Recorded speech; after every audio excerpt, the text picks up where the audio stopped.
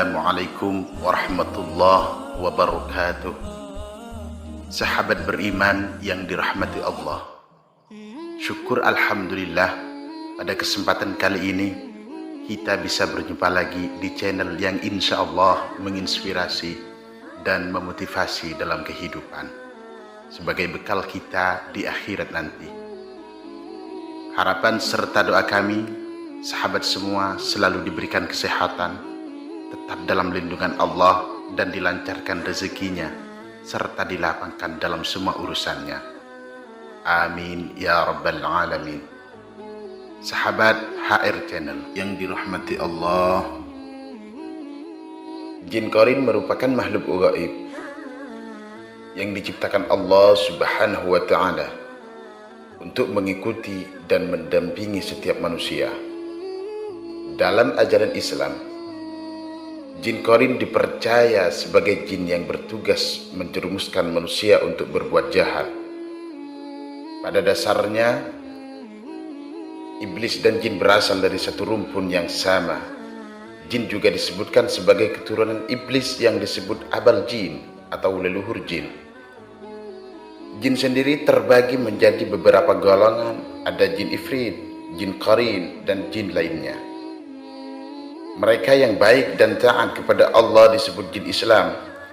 Sebaliknya, jin yang suka berbuat maksiat adalah jin kafir. Dikutip dari sebuah karya tulis Kiai Wakid Yusuf, makhluk gaib terbagi menjadi dua golongan, yakni dari golongan jin dan golongan malaikat. Masing-masing dari keduanya ada yang selalu mendampingi manusia dimanapun ia berada. Keduanya biasa disebut dengan qarin. Lalu bagaimana dengan jin qarin? Apakah dia termasuk jin kafir? Simak penjelasan berikut. Namun sebelum lanjut, silahkan bantu channel ini dengan cara subscribe, like, comment, and share. Dan jangan lupa klik tombol notifikasinya agar sahabat semua tidak ketinggalan video-video terbaru dari HR Channel.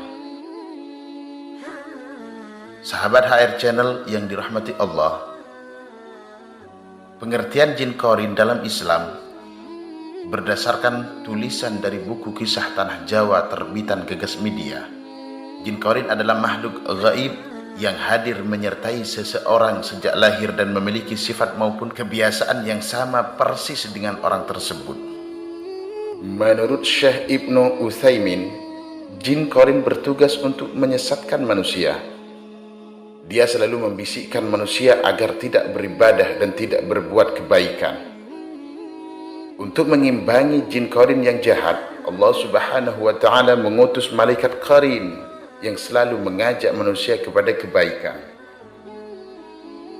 Jin qarin tidak akan selamanya mengikuti manusia. Saat seorang meninggal, jin qarin juga akan pergi meninggalkannya, sebab tugas yang dia emban telah berakhir. Dalil terkait jin yang mengajak manusia berbuat jahat ini telah disebutkan dalam berbagai hadis dan Al-Quran. Salah satunya dalam surah Al-Baqarah ayat 268 yang berbunyi, "Asy-syaitanu ya'idukumul faqra wa ya'murukum bil fahsya'i wallahu ya'idukum maghfiratan minhu wa fadla wallahu wasi'un alim." Yang artinya, syaitan menjanjikan menakut-nakuti kamu dengan kemiskinan dan menyuruh kamu berbuat kejahatan, kikir.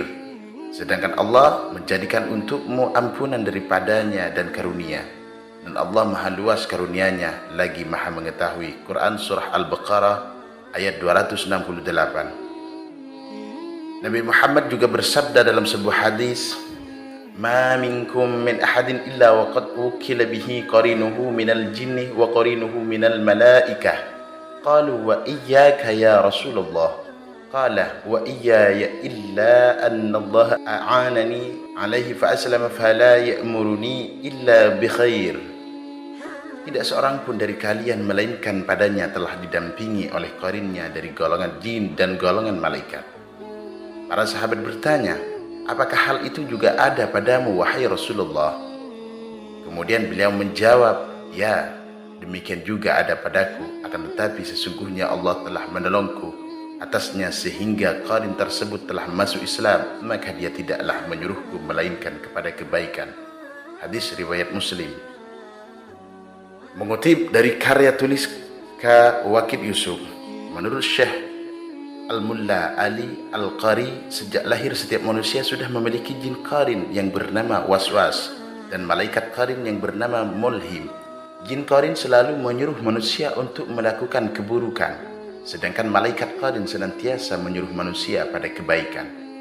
Beliau menyebutkan dalam kitab Mirqat Al-Mafatih Syarah Mishkat Al-Maswabih, qarin manusia dari golongan jin maksudnya adalah jin yang selalu mendampingi dan memerintahkan keburukan.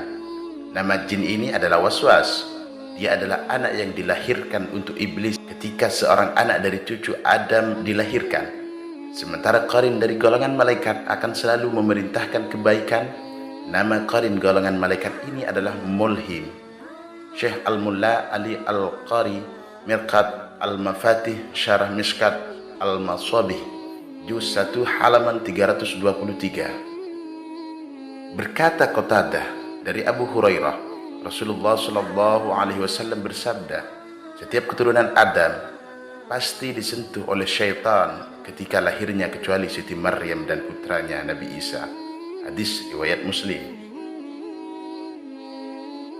Dan cara melindungi diri dari jin qarin, Rasulullah Shallallahu Alaihi Wasallam semasa hidupnya juga didampingi oleh jin qarin.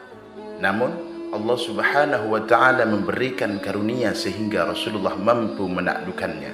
Jin tersebut kemudian memeluk Islam dan hanya memerintahkan Rasulullah untuk berbuat baik saja. Tak seperti Rasulullah, manusia biasa tidak akan mampu menaklukkan jin.